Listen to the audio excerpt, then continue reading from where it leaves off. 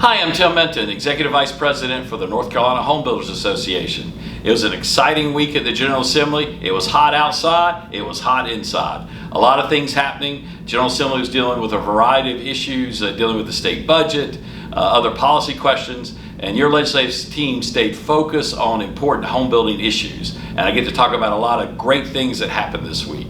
First of all, Senate Bill 166, which is our annual building code reg reform bill. This bill went into conference, and when it's in conference, there are changes that can be made to the bill. There were a couple items, building code items that were added to the bill that of our interest of our members. All these things you can find in our legislative report.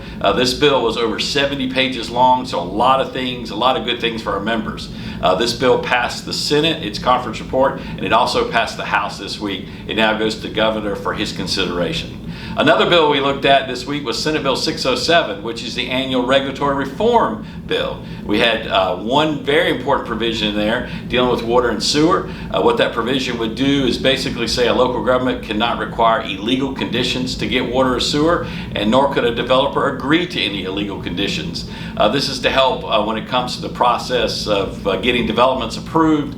And unfortunately, we've had some places where local governments have decided to use water and sewer as a way to get extractions from developers.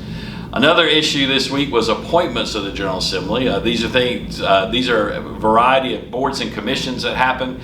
Very important this year because the appointments to the new Residential Code Council were made. And we're very excited to report a couple of names that you'll recognize. One, Dan Tingen, who's a former past chair of the State Building Code Council, and Robert Privet, former expert building codes for NCHBA, who's now retired. Those are two of the names that were included in terms of appointments, so they'll be serving on the new Residential Building Code Council here in the future. And then speaking of appointments, we worked hard this week on one final appointment for the governor, and that was House Joint Resolution 910, and that was dealing with Todd Brown, who was going to be appointed to the Business Court. Mike Carpenter worked with that on that bill with various business groups, and we're able to get that over the finish line as well. Just want to let you know the General Assembly now is going home for a while.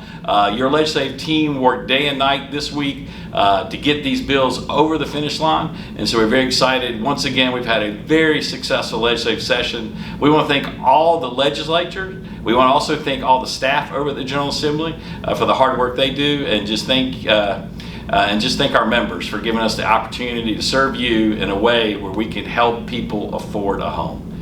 We'll be reporting here in the next couple of months about what's going on, but for now, this will be the last legislative report, probably until September, and we will see you then.